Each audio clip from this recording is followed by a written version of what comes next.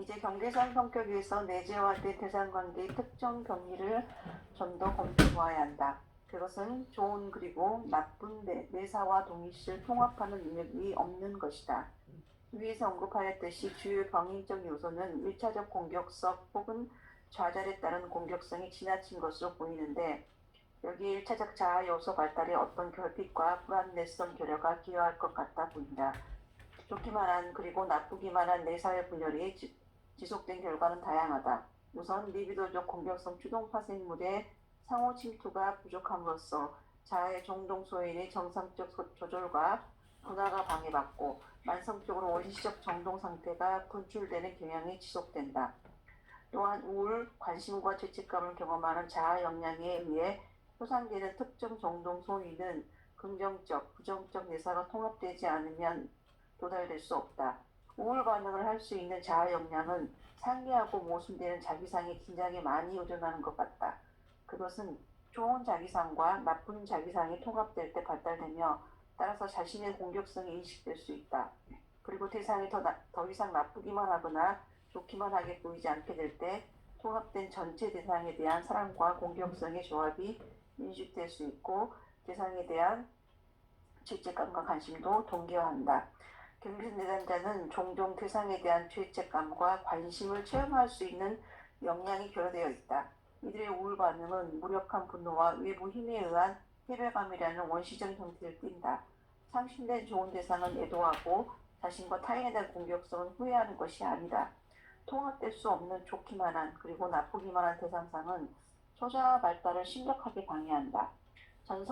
전성기기적 갈등과 관련된 내재화된 나쁜 대상상을 나타내는 과학적 초자아의 원시적 존재는 너무 압도적이어서 견디기 어렵고 따라서 외부의 나쁜 대상에게도 재투사된다. 과도하게 이상화된 대상과 좋기만 한 자기상은 소자와 통합으로 나타날 수 있는 좀 더 현실적인 요구와 목표가 아니라 힘, 위대함, 완전함이라는 환상적 이상을 만들어낼 수 있다. 다른 말로 하면 이 사례에서 자아 이상의 요소도 소자의 통합을 방해한다. 마지막으로 부모의 현실적 요구는 이성적 자기상과 대상상, 그것과 관련된 자아 이상 혹은 위협적이고 금지하는 가학적 초자아와 존재와 통합될 수 없다. 왜냐하면 초자아 존재의 가학적 특성과 과도하게 이상화된 특성에 의해 부모상의 지각이 왜곡되고 통합이 방해받기 때문이다. 이렇게 초자아 통합이 방해받음으로써 요구하고 금지하는 초자아 측면은 계속적으로 투사된다. 따라서 소자아를 통합하려는 자아의 정상적 압력이 사라지고 죄책감을 경험하는 자아 역량도 없어지게 된다. 대상을 평가절하하는 경향은 또한 초자아 통합을 방해한다. 특히 부모로부터의 현실적 욕구를 정상적으로 내재하지 못하게 한다. 중요한 부모상을 평가절하함으로써 이들은 초자아 형상을 위한 가장 중요한 원천을 내재화하지 못하게 된다. 요약하면 자아가 원시적이고 비현실적인 자기상이 지속되어 매우 모순된 특징을 보인다. 그 결과 통합된 자기 개념이 발달되지 않는다. 대상상 또한 통합될 수 없기 때문에 외부 대상상을 현실적으로 평가하기도 어렵다. 나쁘기만 한 자기상과 대상상을 계속적으로 투사하는 것은 위험하고 위협적인 대상 체계를 연구화한다. 따라서 이것에 대항해서 좋기만 한 자기상이 방어적으로 사용되고 과대망상적인 이상적 자기상이 형성된다. 자기와 대상의 충분한 한계 설정, 즉 자아경계의 안정성이 유지됨으로써 현실의 요구에 대해 실질적으로 즉각적인 적응을 할 수 있게 한다. 그러나 현실, 특히 사회적 현실의 욕구를 더 깊게 내재화하는 것은 이러한 통합되지 않은 자기상과 대상상에 의해 초자아가 통합이 방해받음으로써 불가능해진다.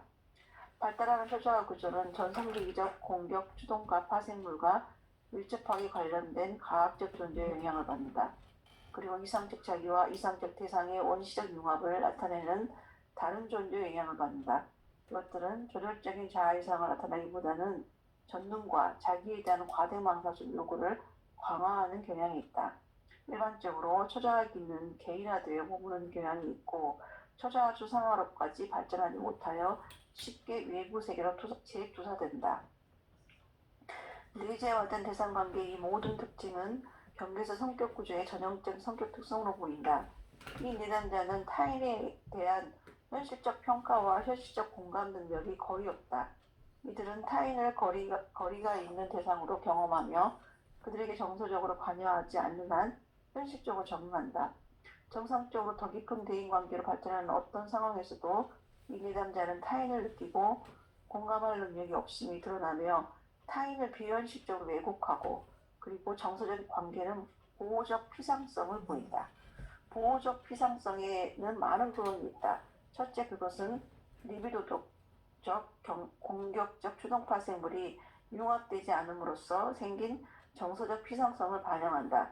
이에 수반해서 정서 소인의 협소와 경직성, 원시성이 생긴다. 우리가 살펴보고 있는 내담자의 정서 반응의 피상성은 또한 죄책감, 관심을 경험할 수 없고 이와 관련해서 깊이 있게 타인을 자각하지 못하고 타인에게 관심 갖지 못하는 것과 좀 더 직접적으로 관련된다. 정서적 피상성에 대한 다른 이유는 너무 가까운 정서적 관여에서 철수하려는 방어적 노력이다. 왜냐하면 정서적으로 가까워지면 원시적 방어 기제, 특히 투사적 동일시가 활성화될 위험을 야기할 수 있고 자신에게 중요해지고 있는 대상에 의해 공격받을 것에 대한 두려움을 야기할 수 있기 때문이다. 정서적 피상성은 또한 대상에 대한 원시적 이상화와 이 대상과 복종하고 융합하려는 욕구, 이상화된 대상과의 관계에서 활성화되는 전성기적, 특히 공황기적으로 요구하는 욕구의 자들에 대한 잠재적 경로를 방어하는 것이다. 소자 발달 결핍이 있고 이에 따라 자아 통합의 결핍이 있고 감정, 목표, 관심이 성숙되지 못하는 것 또한 다른 사람의 고차원에 좀 더 성숙하고 분화된 성격 측면을 알지 못하게 한다. 이 내담자의 또 다른 특징은 심하게 공격적으로 점유된 성기기적 목표를 다소 미묘하게, 다소 노골적으로 표현하는 것이다. 다른 사람은 고려하지 않거나 또는 요령 없이 직접적으로 이용하고 비합리적으로 요구하고 조정하는 것이 두드러지게 나타난다. 이런 점에서 위에서 말한 대상을 평가절하는 경향도 관련된다. 타인을 조정하려는 욕구는 또한 환경을 통제하려는 방어적 욕구에 상응한다. 이것은 공격적 자기상 및 대상상의 투사와 관련돼 더 원시적이고 편집적 공포가 떠오르지 못하게 하기 위한 것이다. 대상을 통제하고 조정하며 평가절하하려는 노력과 타인을 이용하는 데서 오는 욕구가 직접적으로 만족되지 않으면 이들 대부분은 환상으로 철수해서 타인과 관계를 재창조하는 경향이 있다. 그들은 이 모든 욕구를 표현할 수 있다. 환상에서 보호적 철수와 만족은 피상적으로 상당히 사교적으로 보일 수 있는 경계적 성격 내담자에게도 나타난다.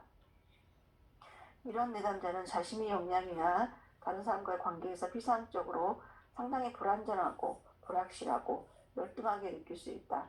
열등감과 불안정감은 부분적으로 중요한 타인, 일, 그리고 삶 일반과의 관계에 대한 더 현실적 평가를 반영할 것일 수 있고 또한 종종 자신의 단점과 결점에 대한 실제적 자각을 반영할 것일 수도 있다. 그러나 더 깊은 수준에서 열등감은 종종 방어적 구조를 나타낸다. 인상적인 것은 종종 불안정과 불확실 이면의 전능 환상과 부인에 기초한 일종의 맹목적 낙관주의에 자리 잡고 있는 것이다. 이것은 내담자의 원시적으로 좋기만한 자기상과 대상상을 동일시하고 있음을 나타낸다. 이와 관련하여 또한 이용하고 만족을 얻을 권리가 있다는 깊은 감정이 있는데 이것은 고전적으로 이런 내담자의 나르시즘으로 언급되는 것이다. 이들의 나르시즘은 단지 외부 대상에서 떠나는 것이 아니라 원시적 대상관계에 활성화되는 것이다.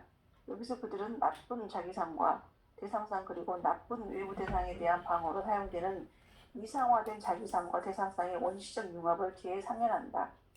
열등감은 종종 자기애적인 성격 특성을 숨기고 있는 2차적 표면층이기도 하다. 모순된 내사와 동일시로 인해 이들은 뭐뭐인 체하는 특징을 갖는다. 그들의 동일시가 서로 간에 모순되고 해리되어도 이 동일시가 나타나는 피상적 현현은 자아에 있는 행동 소인의 자녀물로서 지속된다. 이로 인해 어떤 내담자는 부분적 동일시를 재상연하는데 이 동일시는 현실적 피상적으로 적용한다는 점에서 유용해 보이지만 거의 모두 해리되어 있다.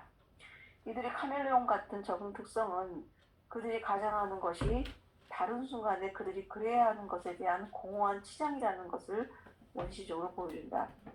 이것은 내담자가 자신에게도 매우 혼란스럽다. 이 모든 것은 또한 에릭슨이 정체성 혼미라고 부르는 것이다.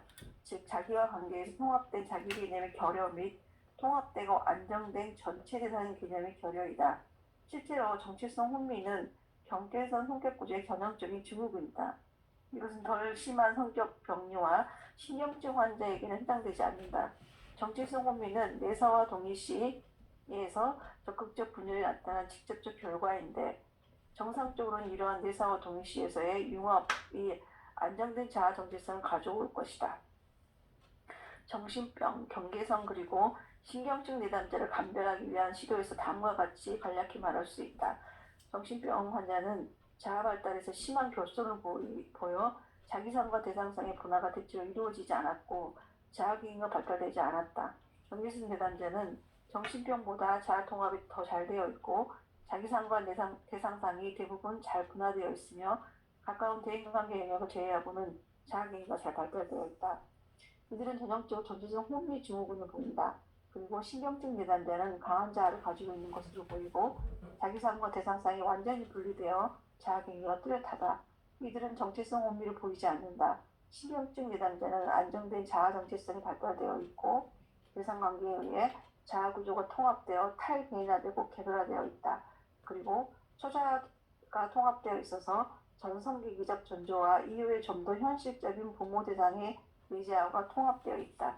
초자는 과도하게 엄격하거나 과학적일 수 있지만 충분히 통합되어 있어서 자아 발달을 촉진하고 최소한 부분적으로 기능이 성공적이고 갈등이 없다. 여기까지 여러분 읽으시면서 혹시 조금 더 나누고 싶은 얘기, 여러분들이 이해가 안 되는 부분, 혹은 내가 꼭 이런 사례를 경험했다고 하는 부분이 있으면 나누어서 조금 풍성하게 하고 갈 필요가 있겠어요. 크게 봐서 정신 사이코틱 퍼스널리티 오거니제이션이라고 여기서 얘기하는 것, 정신병적 인격 구조 속에서는 자기상과 대상상의 분화가 잘 이루어지지 않았다는 얘기.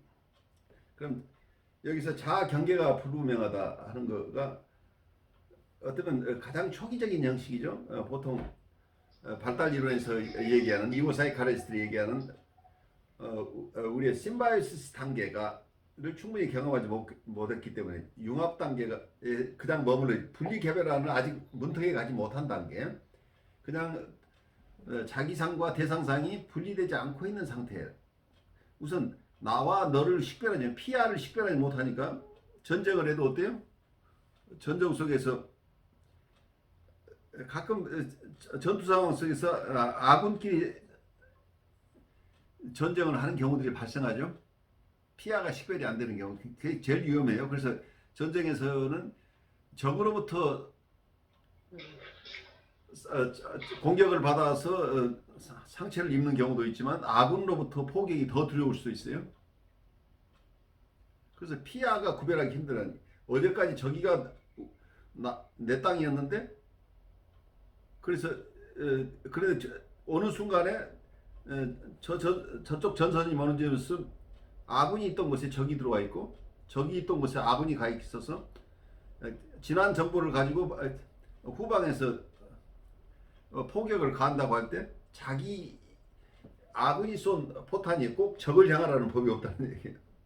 그래서 피아가 구별이 안 되는 자기상과 대상상이 명백하지 않은 상태가 어쩌면 전쟁 상태죠. 그래서 이러한 정신적 상태에 있는 분들은 이 증상 자체가 자아 경계가 불분명하다. 그래서 어디까지가 자기인지가 자아와 대상을 구별하지 못하니까 이런 상태에서는 대상은 어떻게 돼요? 대상은 자기가 필요한 곳에 있는 곳이 필요할 때 쓸 수 있는 것이 그냥 대상이죠. 그러니까 자아중심이 나르시시즘이라고 다른 쪽에서 본다면 모든 리비도가 자기 안에 있고 대상에 대한 어텐션이 대상에 대한 컨선이나 대상에 대한 어텐션이 없는 상태라고 한다면 모든 리비도는 자기에게 집중돼 있어서 대상을 인식하는 것도 자기애적으로 인식할 수밖에 없게 되는 거죠. 자기중심이니까. 그 대상은 자기를 서포트하는 상황에서만 의미가 있는 거죠. 그래서 임상에서 여러분이 이분들은 우리가 분석가로서 나에게 다른 환자도 있고, 나는 하루에 당신은 일주일에 2번을 보지만 나는 또 3번 만나야 될 환자도 있고 4번 만나야 될 환자도 있고, 당신 앞에도 내가 다른 내담자가 있고 뒤에도 내담자가 있어서 내가 상당히 바쁜 사람이라는 것을 이분은 지적으로는 알고 있지만 정서적으로는 수용을 못해요. 선생님이 나하고 있는 동안에는 나만을 위해 있어야지 왜 딴 생각하느냐. 만약에 딴 생각하다가 들키면 큰 야단 맞죠. 그래서 내가 필요로 하는 한 그 자리에 있어줘야 되는 거예요. 나의 부속물이에요. 대상은 항상 자기의 부속물이라고 느끼는 이 상태가 정신병적 인격 구조라고 볼 수 있는 거죠. 대상 자체가 독립적인 가치를 가지고 있잖아요. 여러분은 밸류리스예요. 자기에게 필요한 범위 내에서라면 여러분은 가치가 있는 거죠. 그래서 이분들이 어쩌면 종결하는 과정 속에서 어떤 경우에는 그냥 아무 얘기 안 하고 안 나타나 버리기도 해요. 2년, 3년 이렇게 열심히 돌보아줬지만 어느 순간에 마음에 안 들면 그냥 사라져 버려요. 그래서 여기서 그래티튜드가 없다. 고마움이 없는 거죠. 왜냐하면 당신은 내 것이냐. 내 것이 내 마음대로 안 되면 당신이 잘못한 거예요. 그래서 자아 경계가 없어요. 대상도 자기예요. 그러니까 이게 우리 흥부 놀부 전에 나온 얘기죠. 놀부 얘기가 뭐예요? 네 것도 내 것, 내 것도 내 것. 이 상태죠. 그 놀부에게는 흥부 것은 다 자기 거잖아. 그래서 흥부가 자기의 형님을 위해서 애쓰시는 모습이 뭐 당연한 거야. 거의 고마움이 없다는 얘기예요. 그래서 그래티튜드를 가지려고 한다면 자기상과 대상상이 구별이 돼야 되죠. 그래서 대상 자체를 독립된 인격으로 인정하지 않는 상황이 정신병 상태라. 정신증적 인격 구조. 자기상과 대상상의 미분리 상태고, 대상은 자기를 위해서 존재하는 것이지 대상 자체가 존재의 이유를 가지지 않는 것이죠. 그래서 이런 경우에는 자기를 위해서 헌신하던 대상이 사라져도 괘씸할 뿐이지 자기 스스로 거기에 대해서 미안해하거나 그동안 자기를 돌봐준 것에 감사하는 마음이 거의 없을 수 있다는 얘기죠. 그래서 다른 대상이 나타나면 그전 대상은 깡그리 잊어먹어도 전혀 거기에 대한 미련이나 이런 게 없을 수도 있겠죠. 자기의 욕동이 채워지는 한 그걸 채우는 대상 자체는 항상 교체가 가능하다는 얘기예요. 이게 본능이론에서 프로이드가 보고 있는 부분이죠.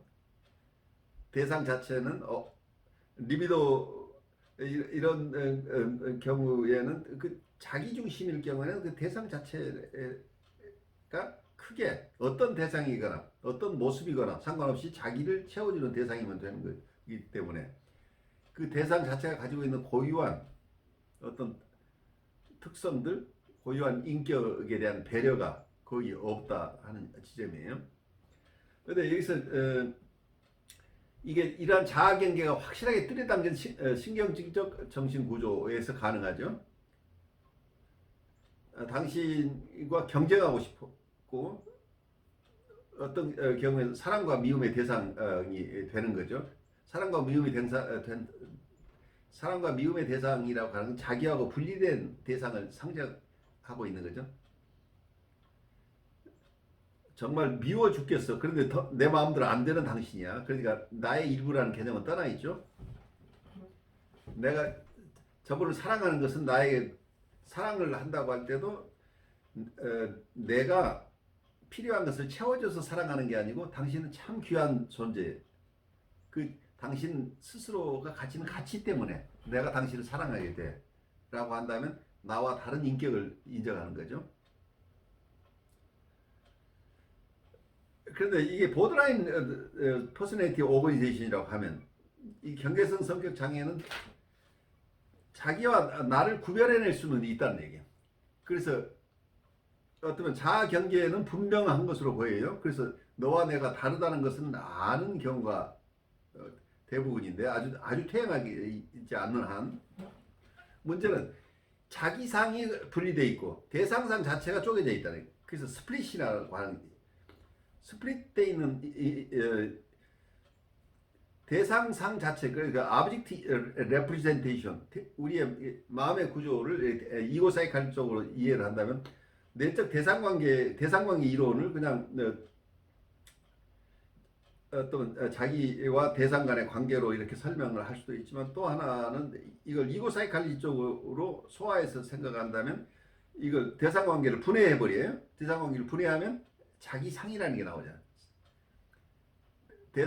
대상상이라고 이 두 개로 나누어서 설명을 하는 게 이고 사이칼리지 쪽인 입장에서 설명이죠. 그래서 컴버그가 이고 사이칼리스트로 이해되고 또 한 대상관계 이론가로서 이해될 수 있는 게 양쪽으로 설명을 다 하고 있다고 하는 점에서 양쪽의 유권자들에게 다 관심을 받아서 이분이 장수하시는 거예요. 이론가로서. 대상관계 이론가들의 얘기를 충분히 잘 설명하고 있으면서 또 이것을 이고 사이칼리스트들이 좋아하는 개념으로 다시 바꾸어서 설명해요. 그러니까 대상관계가 아까 뭐라고 해요? 공격적인 욕동으로부터 파생되는 대상관계가 있죠. 또 하나는 리비도를 중심으로 한 리비디를 하는 대상관계가 있다. 공격적인 대상관계와 또 하나는 리비도적인 대상관계. 이 두 가지가 있는데 그냥 대상관계 이론 쪽에서는 이분은 공격적인 대상관계를 계속 반복한다 이렇게 설명할 수 경우에 따라서는 리비도적인 대상관계가 같이 있다 그런다고 한다면 이것이 어느 하나에 머물지 않고 뒤섞여 있다고 한다면 이 대상관계가 혼미한 대상관계가 서로 다른 대상관계가 같은 인격 내에 있다 이렇게 설명할 수 있겠죠.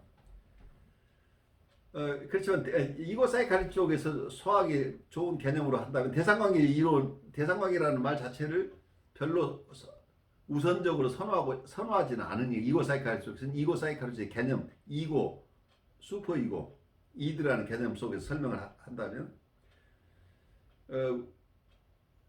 이고의 범위, 이고라는 개념 속에 대상관계를 포함시켜야 돼. 우리 정신 구조 속에 어디가 들어가야 되는데 그러면 이고라는 개념을 어떤 때는 좁게 해석하고 어떤 때는 넓게 해석해서 이고라는 개념을 사용해요. 그럼 그 이고라는 것 속에 대상관계에서 나오는 어떤 것들이 그 속에 포함시키려고 한다면 이걸 대상 이미지나 자기 이미지라고 분해를 하게 되면 그러면 어쩌면 셀프 이미지, 셀프 레프레젠테이션의 개념이 나오죠. 또 하나는 대상하면 대상 이미지나 대상 표상, 대상 그 object 이미지나 object representation의 개념이 나오는 그럼 어떤 경우는 자기 상을 가지고 설명을 하는 경우 자기 자체가 공격적인 입장에서 자기를 바라봤을 때 공격적인 대상관계 속에서 자기는 어떨 때는 가혹한 처벌받는 관계에 있을 수도 있고 대상을 가혹하게 공격하는 관계에 있을 수도 있겠죠. 이런 어떤 공격성을 중심으로 한 자기 이미지가 있죠. 그러니까 이거 투쟁적인 자기 이미지가 있겠죠. 이럴 때는 또 하나는 굉장히 사랑을 주고받는 관계에서 자기 이미지라고 한다면 거기서는 어쩌면 이 사랑을 배경으로 대상관계를 하는 이런 셀프가 있다는 얘기죠. 그래서 리비디널 인스팅트, 리비디널한 우리가 그걸 뭐라고 얘기를 하죠? 인스팅트라고 얘기를 하지만 또 다른 용어로는 우리가 욕동이라고 얘기를 하죠. 그래서 본능이나 욕동, 어떤 사람은 추동이라고 얘기를 하는데, 공격적인 욕동에서 비롯된 자기상, 또 하나는 리비드너라는 욕동에서 우리말로는 성애적인 욕동으로부터 발생하는 자기상, 사랑을 주고받는 관계에서 자기 이미지가 있고, 또 하나는 공격적인 상황에서 상대방을 공격하고 공격받는 이런 셀프가 있다고 한다면, 자기 안에 이것이 통합되어 있질 않다는 얘기예요. 자기하고 셀프와 대상은 구별되어 있어요. 근데 대상도 마찬가지로 대상 중에 굉장히 이상적으로 자기를 잘 위해주고 자기에게 가깝게 느껴지도록 하는 이런 대상이 그 리비드라는 관계 속에서 대상을 우리가 체험하기도 하지만, 나와 투쟁적인 관계에서 나를 공격하거나 내가 공격했던 그 대상과의 관계에서 만들어진 대상 이미지. 그래서 두 가지죠. 하나는 공격적인 욕동에서 오는 자기 이미지와 대상 이미지가 있고, 또 하나는 어떤 사랑의 관계, 리비디널한 관계 속에서 만들어진 자기상과 대상상이 있는데, 이것이 이 두 가지가 서로 많은 경우에 리비디널한 욕동 대상 관계니까 리비디널한 관계에서 발생한 자기상과 대상상이 융합하는 경우가 많겠죠. 그러니까 그런 관계에서는 서로 상호적으로 리비드라는 관계에서 서로 사랑을 나누고 관심을 나누는 배려를 서로 하는 관계 속에 나의 상과 대상상이 있는데, 이런 입장에 있을 때는 우리를 굉장히 이상화하죠. 어떨 때는 내담자를 굉장히 이상화하고 아주 좋은 대상으로 느끼는데, 어느 순간 자기의 욕동이 만족되지 않는 순간에는 이때 대상은 자기를 공격하는 대상이고, 그리고 이 사람의 셀프 이미지는 희생자가 되는 거죠. 자기는 공격받아서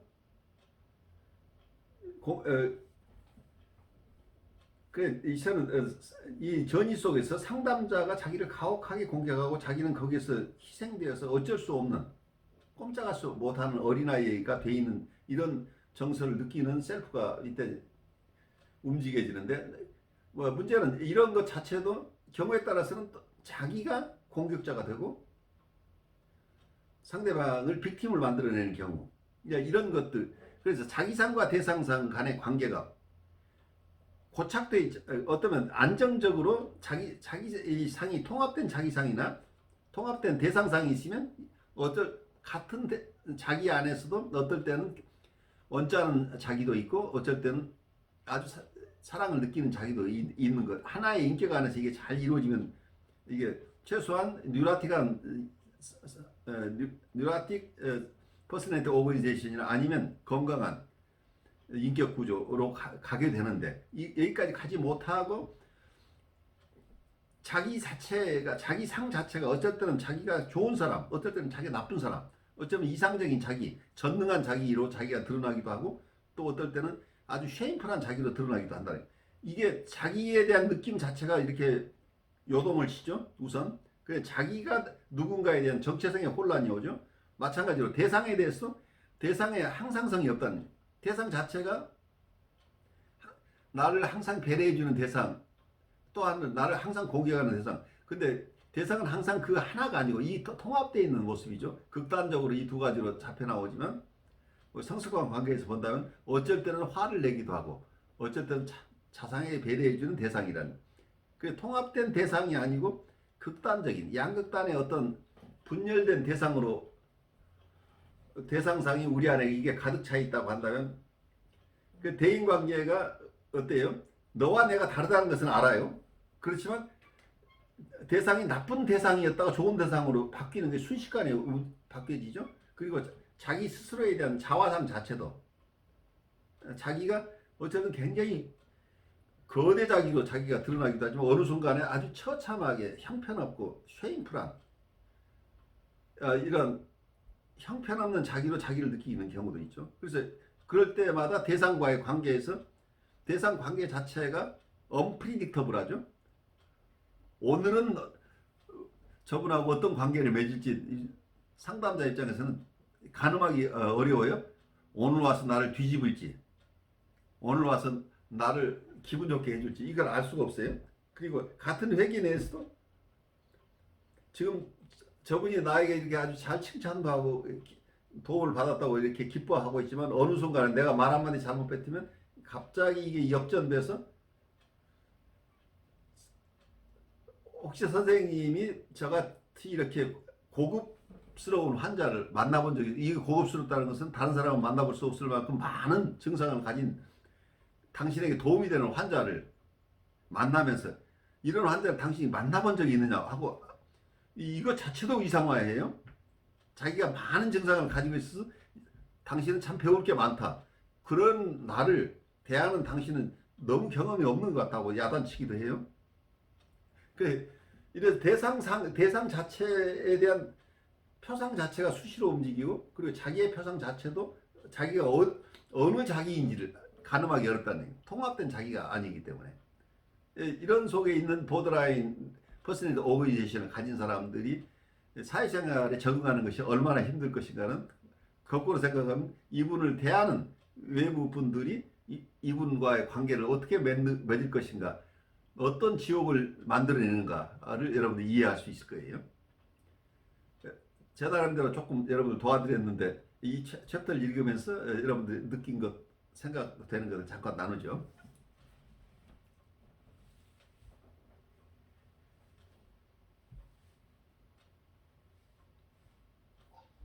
저는 요즘에 상담하고 있는 그분 때문에 좀 되게 힘들어요. 네, 많이 힘드시죠. 네, 네, 힘들어서 이미 상담실 딱 들어올 때의 그분의 얼굴 표정과 모습과 옷을 제가 이렇게 한번 이렇게 쫙 볼 때 전주하고 달라요. 어느 때는 완전히 5살짜리 애기 모습의 얼굴 표정으로 이렇게 오고 어느 때는 너무 어두워갖고 제가 이제 뭔가 또 그 일이 있었나 보다. 이 사람 안에 마음 안에 뭔가가 일어나고 있나 보다.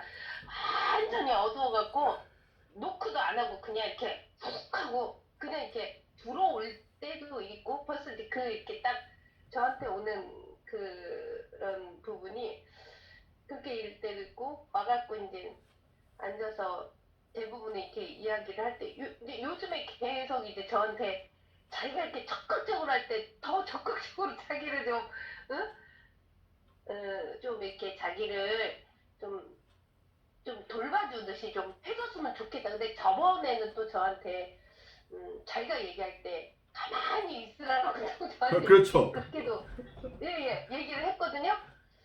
그래서 제가 야 월요일날 진짜 나 진짜 피곤하다 얘 때문에 진짜 제가 이제 그런 생각을 하고 아니 그건 이제 제가 좀 다른 시간에 좀 하고도 싶지만 그 사람하고 상담을 하고 나면요 요즘에 좀 느끼는 거야. 상담하고 싶지 않아. 그럼요. 굉장히 어렵죠. 상담하고 싶지 않아갖고 나 이거 다 그냥 접고 그냥 그만둘까 하는 이런 마음이 다른 사람들은 좀 이렇게 심각해도 계속 이제 신경증에 있거나 이제 좀 심각한 분들은 정말 우리가 말한 이렇게 지적인 대화도 나누고 뭔가 막 이렇게 자기가 불편하다고 해도 이게 충분히 안 했을 텐데 이분하고 지금 하고 나면 나 이게 순간 그만둘까봐 굉장히 삶이 되게 뭘 아무것도 안 하고 싶은 마음 뭐 이런 것들이 하면서 이게 이 사람의 마음 안에서 그렇죠. 지금 느껴지고 있는 것들을 내가 그대로 느끼나 봐. 그래서 그걸 이렇게 느끼고 나면 정말 밥도 별로 이제 11시에 상담을 하고 12시에 끝나는데 12시 10분부터 저희가 밥을 먹는데 굉장히 이렇게 제가 좀 의욕이 확 떨어지고요.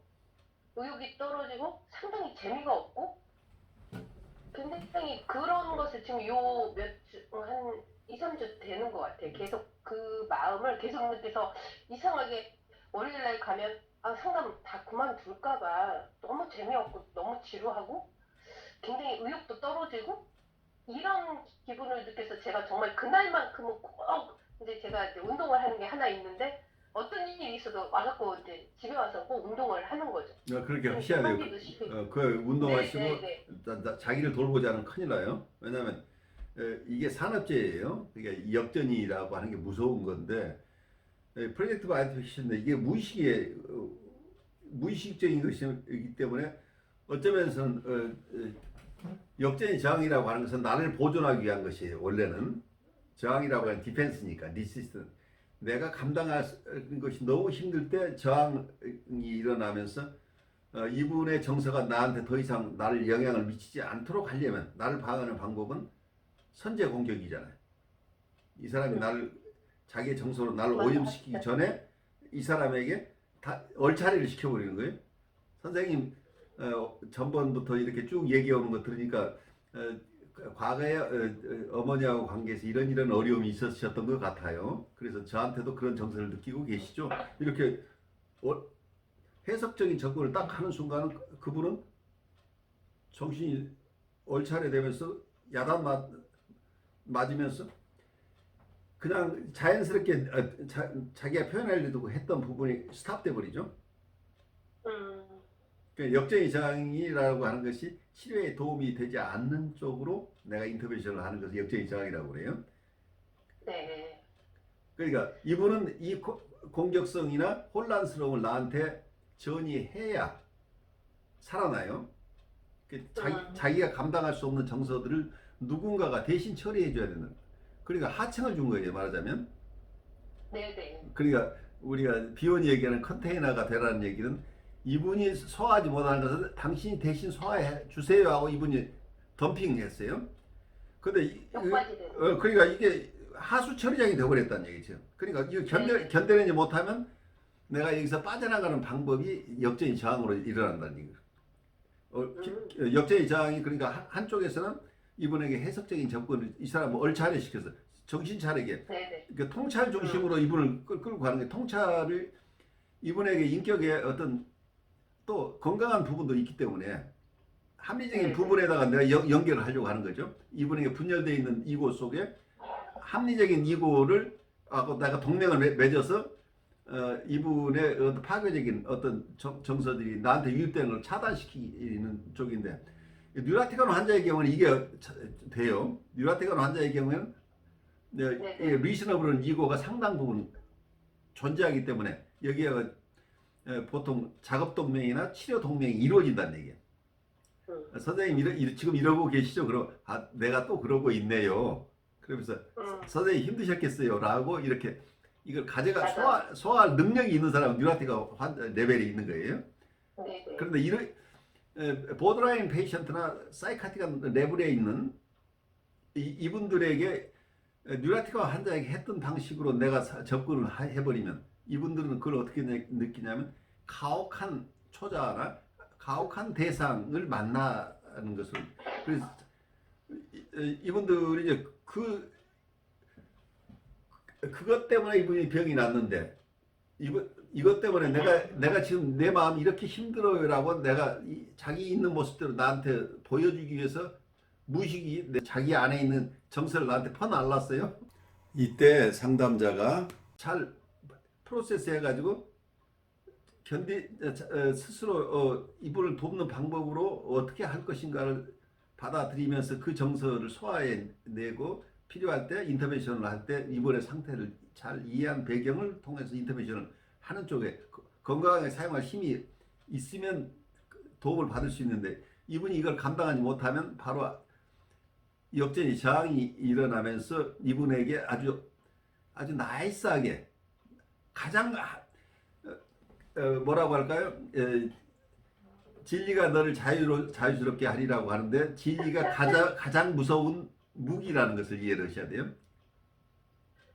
이분들은 트루스를 만나는 게 가장 두려운 거죠. 왜냐하면 이분의 셀프는 뭐예요? 분열되어 있고 처참하게 일그러진 자기 상을 가지고 있는데 네 모습이 이거야. 그리고 당신이 투사하면 나는 그 허상이고 너는 과거에 너를 힘들게 했던 부모에 대한 그 원망을 나한테 지금 옮겨오고 있는 거야 라고 이렇게 얘기를 하면 그 속에서 이분이 느끼는 정서는 그래 나를 도와줄 줄 알고 왔는데 또 내 어머니하고 똑같이 내 아버지하고 똑같이 내 얘기를 하나도 들어주지 않고 결국 또 나를 공격하고 나를 바보 멍청이로 이해하고 있는 당신을 만났군요 라는 절망감에 휩싸일 수밖에 없잖아요. 이제 이런 역동들이 계속 일어나기 때문에 그러면 이런 환자층을 우리가 어떻게 도울 수 있을 것인가 한 고민을 지금 앞으로 해나갈 거예요. 그러니까 근데 이제 제가 조금 궁금한 게 제가 버림받은 느낌도 들었고 바로 제가 한동안 굉장히 힘들었어요. 그 세퍼레이션 엔자이티 어벤더먼트 필링을 그래서 그걸 추스리는 게 굉장히 힘들어요. 근데 그게 이분들의 역동이라는 것, 내게 아니고 이분들의 역동인데 이걸 내 정서로 내가 받아들이면 내가 감당하기 힘들어요. 네네네. 근데 이제 제가 이렇게 조금 책을 보고 조금 공부를 하면서 예를 들어서 이게 우리가 사람을 볼 때 그 이제 내담자들을 볼 때 이게 뭐 여기는 지금 경계선적인 그 범위에 있는 다양한 어떤 증상이나 진단할 수 있는 그런 부분에 대해서 이야기를 하지만 실제 우리가 사람을 볼 때 이제 그 이렇게 좀 정확하게 이렇게 보여지는 성격들이 딱 이렇게 있잖아요. 예를 들면 이제 제가 이해한 걸로는 그 자기애적인 이런 사람들은 그 어떤 자존심에 대해서 굉장히 그 자존감에 대해서 되게 예민해서 그런 부분을 싹 건들면 아주 굉장히 뭐 경로를 하고 그렇죠. 부정적인 얘기하면 뭐 부정적인 거 나한테 절대 얘기하지 말라고 내가 얼마나 막 애를 쓰고 노력하는 이런 식으로 딱 굉장히 급격하게 갑자기 변하는 뭐 이런 것이 있기도 하고 좀 스키조이드 성향이 있는 그런 성격적인 그런 사람들 보면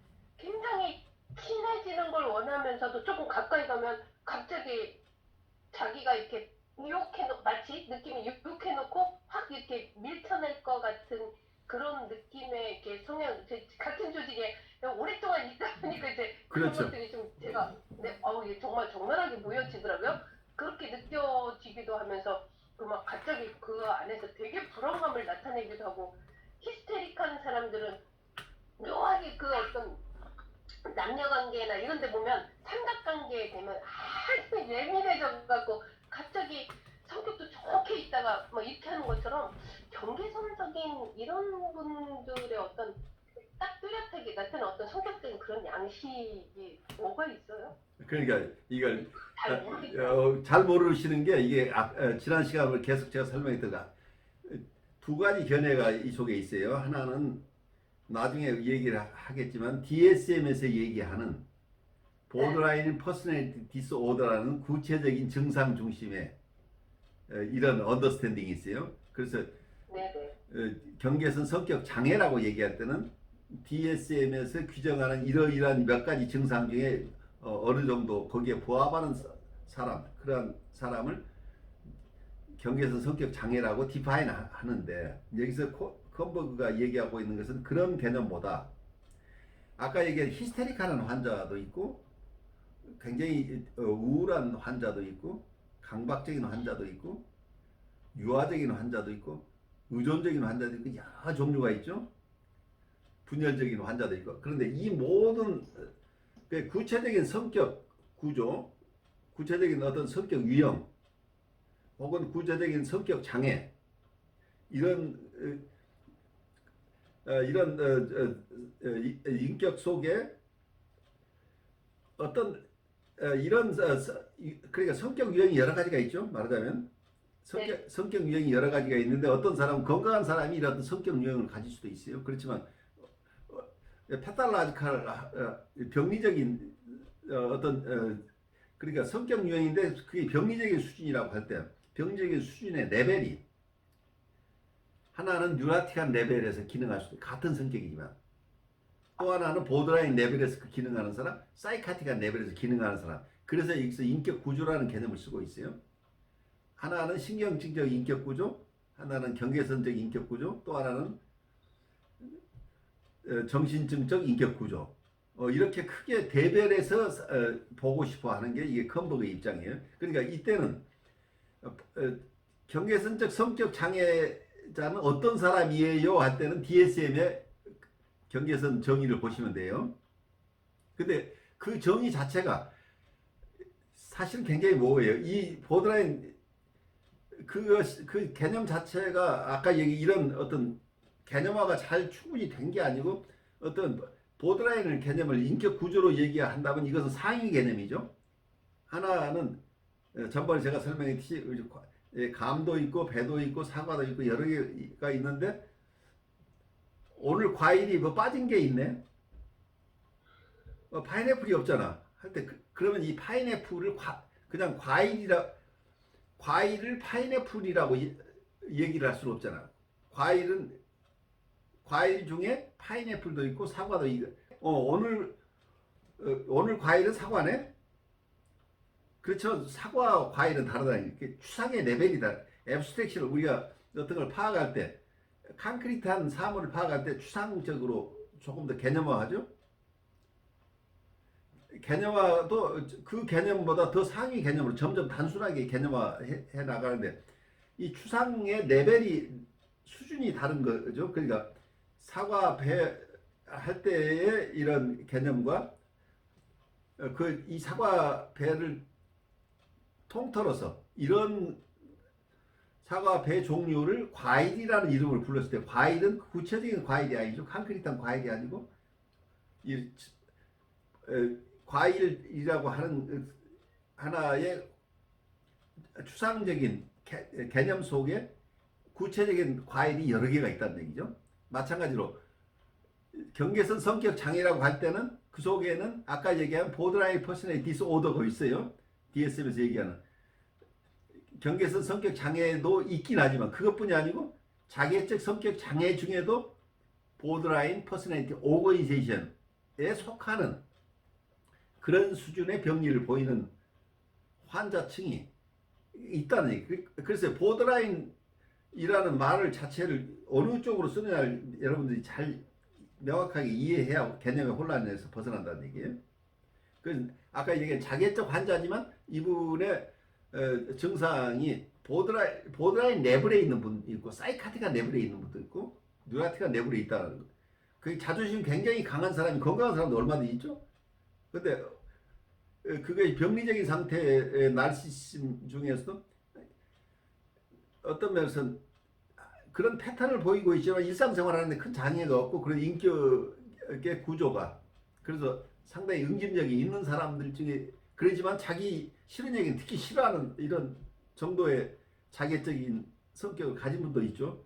그렇지만 아까 보드라인 페이션트처럼 자기의 그랜디오스 셀프 거대 자기의 조금이라도 흠집이 날 만한 코멘트가 들어오면 그 못 견디는 이런 레벨에 있다고 한다면 이분은 나르시시스틱 퍼스널리티 디스오더예요.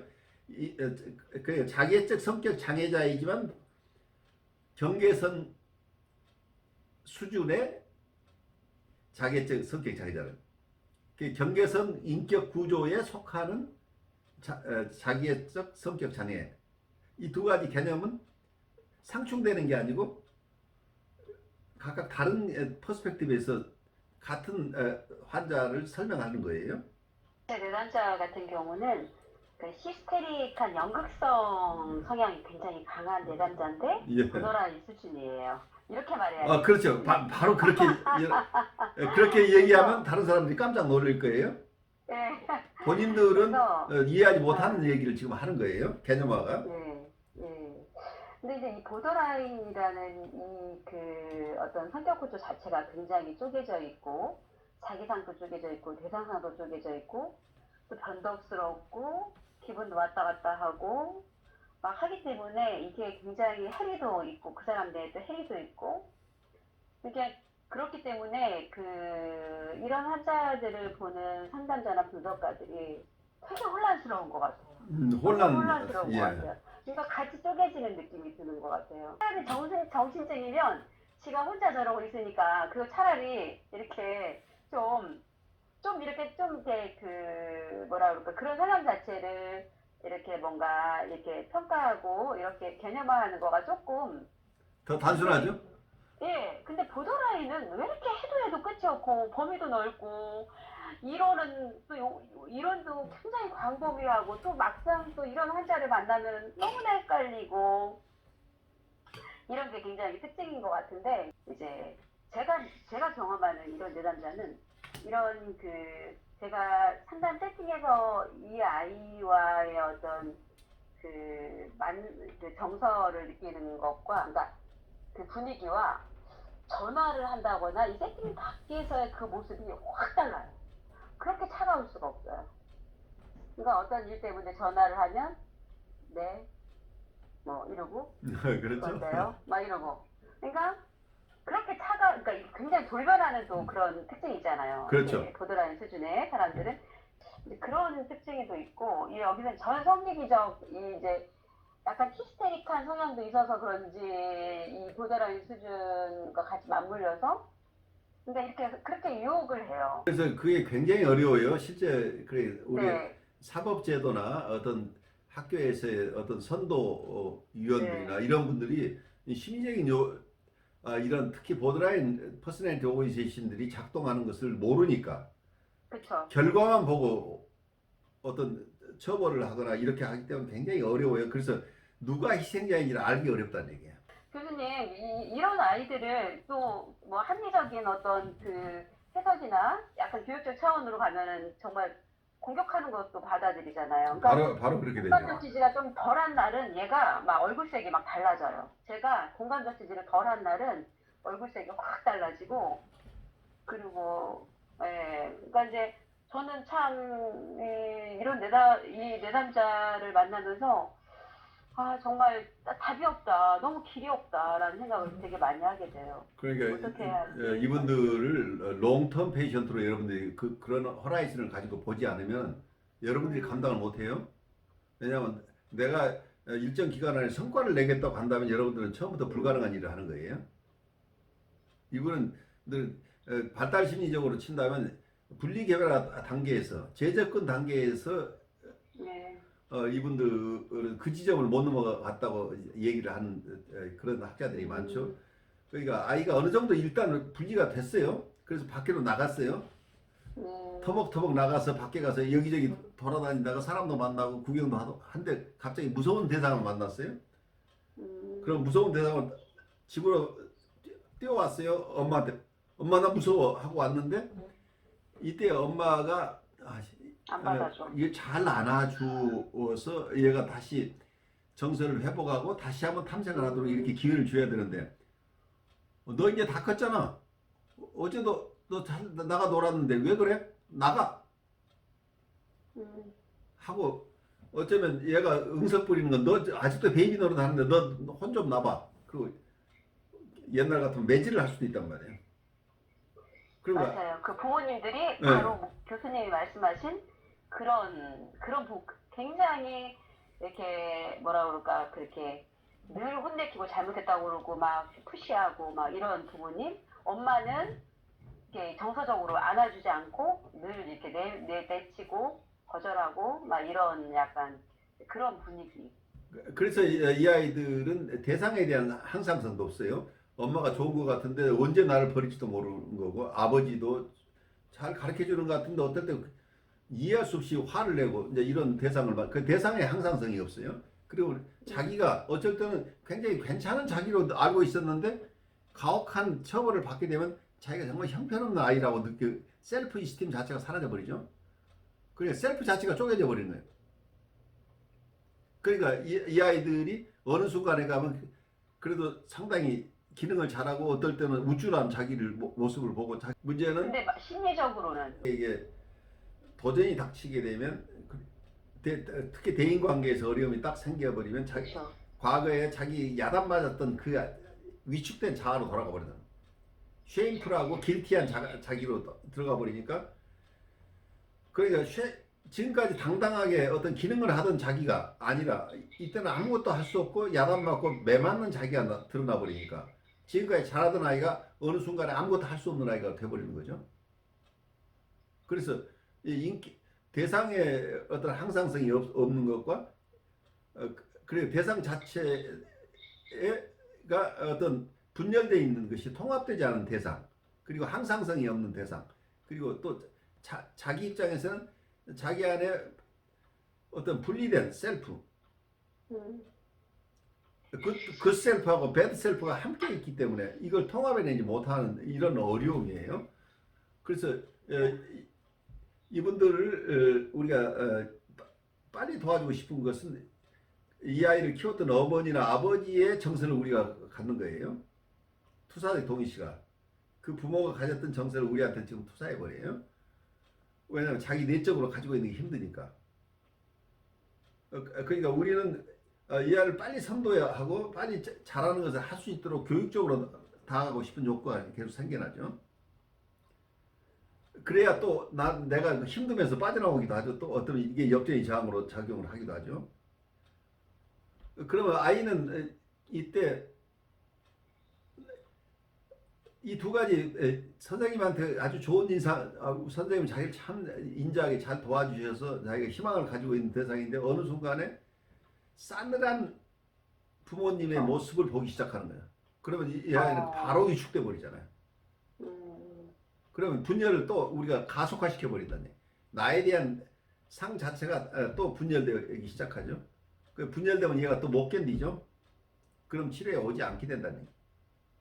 그래서 이분들을 도와주려면 장기적인 안목으로 이 아이와 정서적인 커뮤니케이션을 통해서 이 아이들이 특히 그 공격적인 것을 언어로 버벌라이제이션 하도록 언어화하도록 도와주는 인내로운 과정이 필요하다는 얘기예요. 참 어려운 도전이에요. 우리 김성진 님도 좀 나누시겠어요? 그래요. 저는 그러니까 뭐 이렇게 1, 2년 그렇게 막 엎치락 뒤치락 그렇게 했다가 근데 아까 교수님이 말씀하신 것처럼 그게 참 견디기 힘들다고 하셨잖아요. 전 지금도 그 생각을 하면 정말 가슴이 애려와요. 가슴이 아니죠. 너무 그걸 이렇게 추스리려고 굉장히 힘들었어요, 제가. 그냥 이렇게 수번 이렇게 한 3번 정도 다시 왔다 안 왔다를 반복하다가 계속 이어질 것 같았는데 이제 보면 안 오겠다고 말을 하니까 그때 정말 제가 추스리기 힘들더라고요. 그래요. 정서적으로 굉장히 힘든 분들이에요. 우리의 정서적인 것, 우리가 가지고 있는 정서가 다 그냥 사라져버리는 느낌이죠. 이분들의 정서로 우리가 채워져 버리기 때문에. 그래서 프레젠티브 아이덴티티가 무서운 게 우리 셀프가 저 사람들의 자기들의 정서의 보관소가 돼버려요. 그러니까 이 사람은 멀쩡하던 내가 그 무병을 앓는 거죠. 그래서 여러분들이 이런 것을 예방하셔야 되는데 그게 자기가 혼자 성찰을 잘 어려워요. 그래서 슈퍼비전 속에서 이게 계속 이 얘기들을 버벌라이제이션 하셔야 돼요. 이것도 마찬가지예요.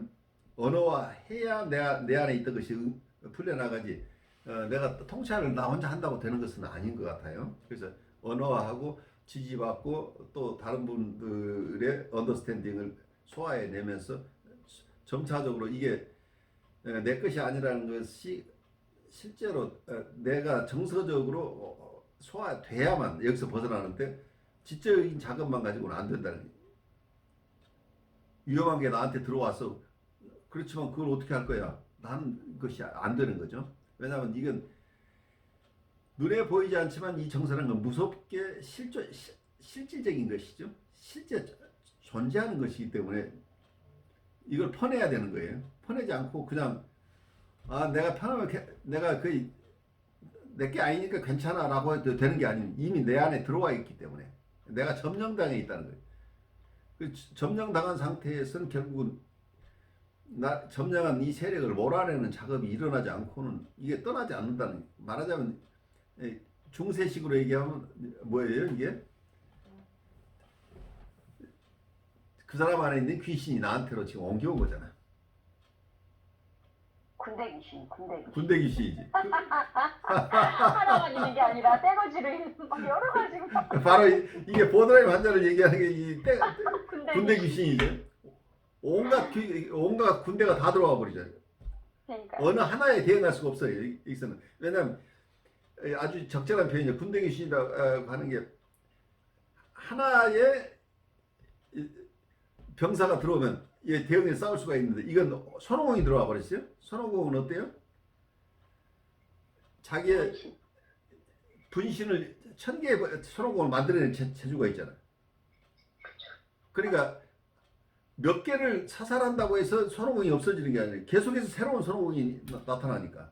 그래서 인격이 분열되어 있다거나 통합되지 않은 인격이라고, 이게 이제 아주 심각하게 사이카틱하지만 그 정도에 따라서 이제 보드라인 레벨에 있는 분들도 인격 통합이 안 돼 있으니까 이게 어느 인격하고 내가 어느 정도 조율이 됐는데 그 다음 순간에 휙 하면서 다른 인격이 나와 버리니까 이때는 지금까지 공들여 쌓았던 것이 다 아무것도 아닌 것처럼 돼버리고 또 새롭게 공격받기도 하고 또 어쩔 때는 어제까지 나를 아주 힘들게 하다가 오늘 와서 참 선생님 덕분에 내가 지금 이만큼 잘 지내고 있어요 하면서 또 우리를 막 칭찬하기 시작하는데 그 칭찬도 두렵죠? 제가 저렇게 칭찬했는데 또 가서 무슨 나중에 어떤 얘기를 또 하려고 저러나 하고 겁이 나는 상황이죠. 그래서 이분들은 이상화와 디밸류에이션, 평가절하를 반복하고 있기 때문에 제일 어렵다는 스테이블하지가 않다는, 우리의 대상상 자체가 통합되지 않고 있다는 걸 여러분 이해하죠? 마찬가지로 이 아이들의 심적인 상태가 그랜디오스 셀프를 주장하다가 나중에 쉐임풀하거나 길티 셀프를 가져가 버리는 이런 상황이 되니까 내가 누구하고 대화가 있는지를, 그 상담자 입장에서는 내가 어느 셀프하고 얘기하고 있는데 쟤는 내가 가지고 있는 정서의 어느 쪽에다 대화하고 있는지가 불분명하죠. 이게 그러니까 단순하게 두 사람 간의 회담이나 하면 이 얘기를 좀 추스릴 수 있는데 갑자기 연석회의가 됐어요. 정말 제 안에서 보드라인가 뭐 파라노이아 모든 게 다 들어있어가지고 진짜 그런 내담자들 힘들다, 아까 나눠주신 선생님들 나눠주신 그 내담자들 얘기 들으면서 또 저를 되돌아보는 시간이었습니다. 그래요. 우리 신경증 레벨이에요, 선생님은. 신경증 레벨. 지금 아니요, 근데 예전에는 좀 있었어요. 정말 정신병자. 저도 제가 정말 상담하고 공부 안 했으면 이 보더라인 이 수준에서 못 벗어나겠다라는 생각도 해봐요, 솔직히. 맞아요. 신경치자들이니까 그쪽으로 왔다 갔다 하기가 되게 그런 위험성이 있는데 정말 다행이죠. 분석을 공부해서. 지금도 가긴 가요. 근데 얼른 빠져나오죠. 그렇죠. 네네네. 그런 나를 보고, 그런 나를 돌아보고, 예, 그렇습니다. 그래서 오늘 아마 군대 귀신이라는 말이 오늘 아주 자유현상에서 아주 귀중한 소득이에요. 군대 귀신이라고 이해를 하면 보드라인을 우리가 이해할 수 있게 됐어요. 맞아요. 맞아요. 너무 적절한 표현. 그래서 여러분들이 이 정신분석 쪽을 조금 깊이 이해하시는 분들이 성경을 읽을 때 성경을 읽는 게 달라진다고 그래요. 대부분 성경에 대한 언더스탠딩이 휴머니스틱한 언더스탠딩이 일어나니까 그 말이 정말 어떻게 알아들여야 되는지 하는 틀이 바뀐다는 얘기예요. 너무 추상적인 것으로 군대 귀신이라는 걸 너무 정말 중세나 고대 사람들의 개념을 그대로 문자적으로 받아들이는 것이 얼마나 위험한가요. 실제 심리적인 얘기로 굉장히 타당한 얘기들을 하고 있는 거죠. 그 당시에는 그런 용어로 표현할 수밖에 없었다는 게, 지금 우리가 컴버그 얘기를 있거나 지난 시간에 융의 얘기를 들어도 이분들 사고 안에서 모든 것이 스플릿되고 쪼개지고 다시 융합하는 이 프로세스가, 이걸 따라가다 보면 우리도 그냥 파편화돼 버리는 이런 느낌이죠. 그만큼 힘든데 고대인들이 그 어려운 상황을 표현할 때 어떻게 표현하겠어요? 근데 아주 적절하게 그렇게 복합적인 인격 구조를 가진 사람들의 내부를 표현할 때 군대 귀신이 있다, 이렇게 얘기를 할 수 있겠죠. 평소인들의 발달 과정은 보드라인 퍼스널리티 오거니제이션처럼 과정. 보여요. 그 과정을. 과정이죠. 이 과정을 맞아요. 거쳐서 그러니까 아까 얘기 발달 이론을 조금 더 심화한다면 분리 개별화는 일시에 일어나는 게 아니에요. 세 살에 5살에만 일어나는 게 끊임없이 분리 개별화 과정을 우리가 가고 있는데 과정을. 이게 에너지가 가장 넘치는 본능적인 것이 다시 점화되는 청소년기에서는 이 넘치는 에너지를 어떻게 통제할 줄 모르는 이 상황에서 보드라인적인 성향을 보이는 것이 일반적이라는 얘기예요. 근데 이걸 다 진단으로 보드라인으로 가져가 버리면 정말 사회에 남을 청소년이 많지 않다는 이런 상황이 되어버릴 가능성이 있다는 거예요. 그렇죠. 이 발달 과정을 병리적인 것으로 오해할 가능성들이 굉장히 높아요. 그럼 교수님 보더라인 환자들에 대한 어떤 그 개입에 대해서도 여기 책에서 다루나요? 교수님? 그렇죠. 거기에 대해 치료법이 뒤에서 나와요. 계속해서. 아 예. 이 책에서는 지금 서론 단계니까 굉장히 개념 중심으로 여러분들 이해를 넓히는 게 우선 그 퍼스펙티브가 넓어져야 그 뒤에 치료 방법이 나오잖아요. 네. 그래서 지금 천천히 가는 이유가 여기서 이 보드라인이라고 우리가 부르는 현상들 그 현상을 가진 그런 모습을 보이는 환자층은 어떤 환자층인가?